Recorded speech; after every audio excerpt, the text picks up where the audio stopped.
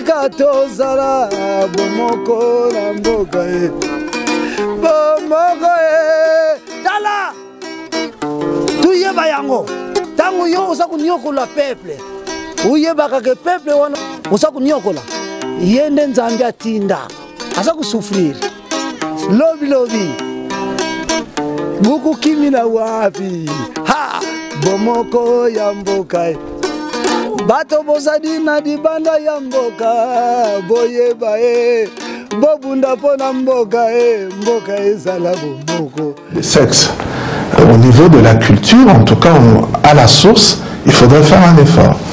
Il faut un travail civique, il faut une éducation, essayer d'amener la culture à cette élévation pour permettre aux femmes de participer à toutes les étapes de la vie sociale.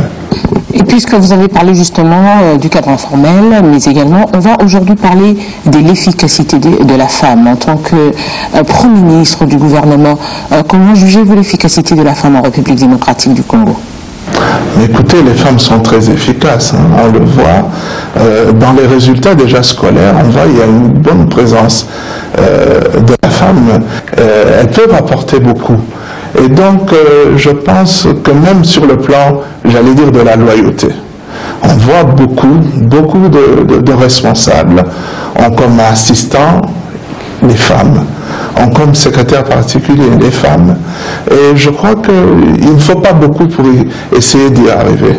On doit y travailler, mais tous ensemble, pour pouvoir arriver à un résultat positif. Monsieur le Premier ministre, vous avez évoqué tantôt le secteur informel, mais ces femmes qui sont dans ce secteur informel se posent beaucoup de questions. À quand votre descente sur terrain? Les mamans maraîchères qui sont dans le Rutshuru, par exemple au Nord Kivu, elles se demandent à quand votre descente sur terrain. Celles qui sont dans le Maléwa à Kinshasa, est-ce qu'il y a-t-il un programme dans ce sens? Sur le plan économique, l'année 2016 s'est clôturée par un déficit de 515 milliards. On a pu le ramener à 503 milliards. Et depuis qu'on a commencé, on a réellement commencé le travail depuis le mois de janvier. Après l'investiture du 22 décembre, les différentes remises et reprises, et les fêtes. Et donc on a débuté au mois de janvier. Nous avons pu avoir un excédent budgétaire au mois de janvier de 6 milliards, un excédent au mois de février de 3 milliards et demi, ce qui fait 9 milliards et demi. Nous avons remonté les chiffres qui étaient prévus pour la CENI, qui sont passés de 18 milliards à 28 milliards.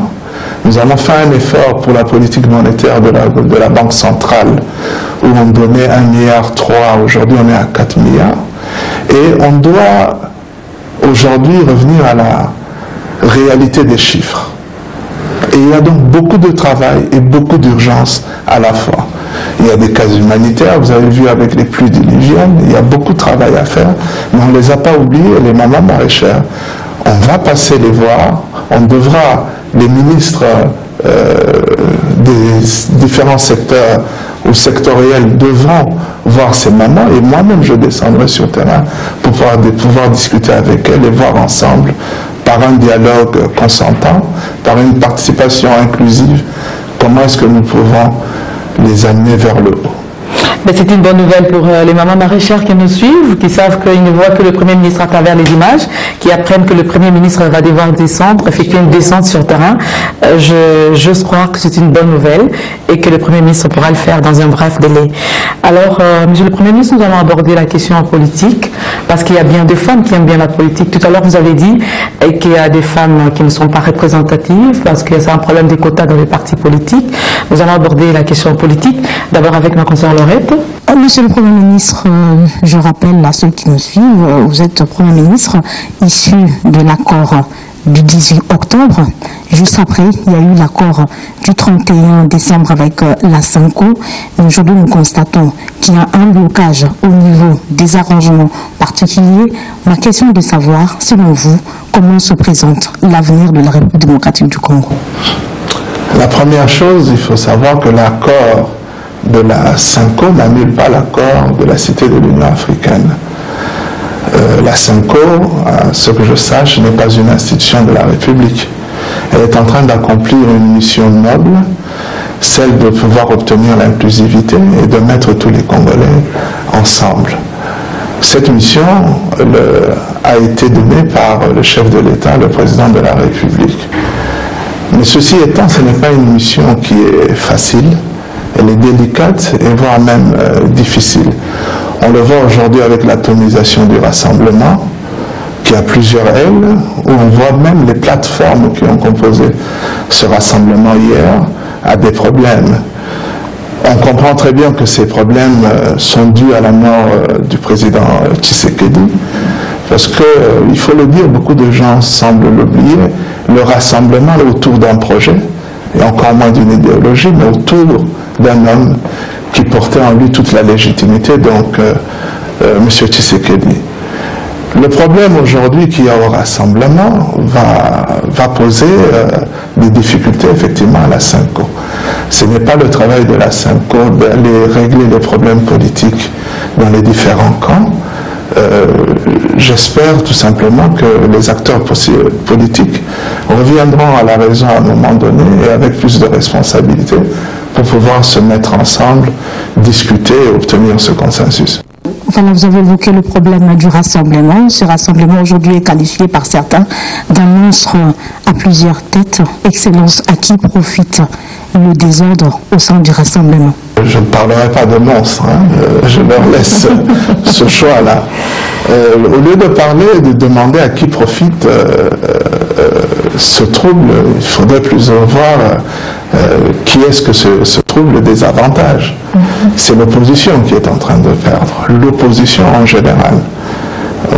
Aujourd'hui, cette opposition est éclatée, il y a plusieurs voix. Si elle se met ensemble, je pense qu'elle obtiendra beaucoup.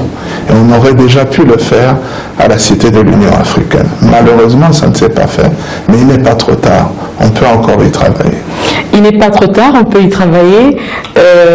On n'accordait pas beaucoup de chance au gouvernement Samy Badibanga. Je crois que ma consoeur Arlette a une question par rapport à cela. Justement, donc on n'accordait pas plus de 30 jours au gouvernement Samy Badibanga, mais notre constat est que la longévité s'installe petit à petit. Et comment vivez-vous cela? Tranquillement, sereinement, en faisant mon travail. On a été investi par l'Assemblée nationale et donc on n'est pas du tout inquiet. On continue le travail, on n'est pas au gouvernement pour faire de la politique, mais pour travailler et s'occuper de l'économie et du problème social de nos compatriotes. Monsieur le Premier ministre, vous dirigez un gouvernement d'union nationale, c'est-à-dire qu'il comprend beaucoup de tendances. Est-ce que vous arrivez à gérer tout ce monde avec différentes tendances? Comment vous y parvenez-vous? Absolument. Hier, on a eu une première partie de la réunion du Conseil des ministres que le chef de l'État m'a chargé de présider. Nous sommes un gouvernement, nous sommes une équipe. Au sein du gouvernement, on ne trouve pas opposition et majorité. Ou encore société civile, nous semblons les oublier. Mais nous travaillons ensemble pour un même objectif. Et atteindre cet objectif est un défi pour tout le monde. Alors nous allons aborder la question proprement dite, celle du gouvernement. Avec Arlette Boutela, on va voir l'action du gouvernement Samy Badibanga. Justement, Angèle, en parlant de l'action du gouvernement, on parlerait plutôt de la monnaie, la dépréciation du franc congolais qui pose problème. On le qualifie, on l'identifie au gouvernement Samy Badibanga. Alors la question serait, que fait exactement le gouvernement pour maîtriser cela et qu'est-ce qui explique cette dépréciation du franc congolais? Vous savez, une dépréciation n'arrive pas en 5 jours. Nous héritons de cette situation et on arrive à une dépression. Aujourd'hui, le coût de la productivité a beaucoup diminué. Nous avons vu que l'activité minière a connu un problème à cause du prix des différents métaux précieux. Mais aujourd'hui, ces métaux sont en train de remonter. Notre taux de croissance n'était basé que sur le cuivre, le cobalt, sur ces différents métaux. Ce n'était pas une croissance inclusive. Et aujourd'hui, nous sommes dans un plan où nous allons essayer d'atteindre une diversité dans l'économie, renforcer la mobilisation des recettes. On l'a vu avec les 2 mois qui viennent de s'écouler. Et nous pensons bien qu'on pourra arriver à quelque chose. Nous luttons contre cette dépréciation qui est due donc à cette situation économique, mais comme je vous l'ai dit tout à l'heure, ça ne s'arrange pas non plus en 5 jours. Je parlerai du pétrole, monsieur le Premier ministre.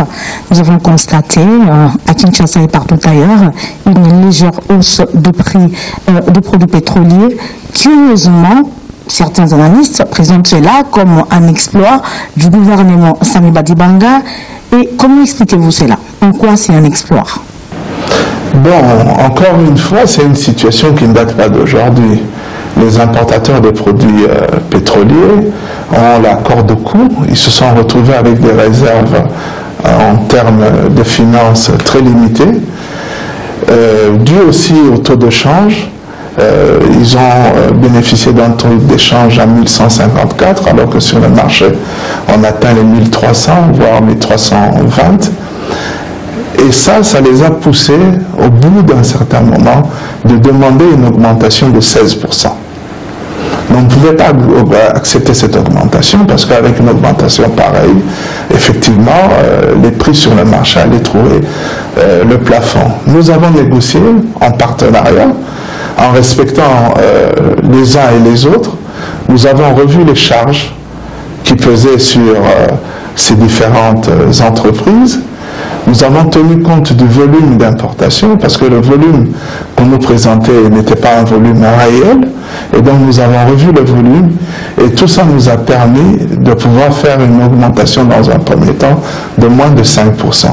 Mais nous allons avoir à mener des audits pour essayer de voir plus loin qu'est-ce qui se passe, notamment sur la fraude.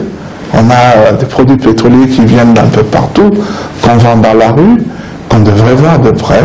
Et en réglant ces différents problèmes, nous pensons arriver à un prix stable dans les semaines ou les mois à venir. Alors, Monsieur le Premier ministre, lors de la cérémonie d'investiture du gouvernement que vous avez à lourde charge de conduire, vous avez fait une promesse, la maternité gratuite. Cette promesse a été bien accueillie, il faut le dire, par plusieurs papas, surtout les Kassaïens, vous n'allez pas me dire le contraire, Monsieur le Premier ministre, et les gens attendent, ils attendent encore. Où en sommes-nous avec la réalisation de cette promesse? Vous m'avez parlé du thème de la femme, 2016-2030, pour atteindre un objectif. C'est un objectif. Et donc il y a un processus, il y a un parcours. Nous sommes en train de travailler notamment sur le budget qu'on aura à présenter bientôt à l'Assemblée nationale. Nous allons à cette occasion donner les chiffres pour voir quel est le travail réel que nous devons faire pour pouvoir obtenir non seulement ces accouchements, mais aussi les soins des enfants jusqu'à moins de 5 ans dans la gratuité. Donc nous retenons que ce n'est pas une promesse vaine, ce n'est pas une promesse faite en l'air. Alors pour clore, on va attendre, nous continuons à attendre, Monsieur le Premier ministre. Nous vous remercions, Monsieur le Premier ministre, d'avoir répondu à notre invitation. À Laurette Mandala d'Africa TV, nous vous disons merci beaucoup. Merci Angèle. Arlette Boutella, Télé 50, merci. Merci à vous Angèle. Merci à vous, chers téléspectateurs, d'avoir suivi cette émission spéciale Mois de la Femme. Merci, que vous allez suivre à travers toutes les chaînes. Le Premier ministre a dit aux femmes, levez-vous, ne baissez pas le bras. Et nous, de la presse, nous disons merci, surtout aux femmes qui ont suivi cette émission, nous disons bonne fête à toutes les mamans. Merci.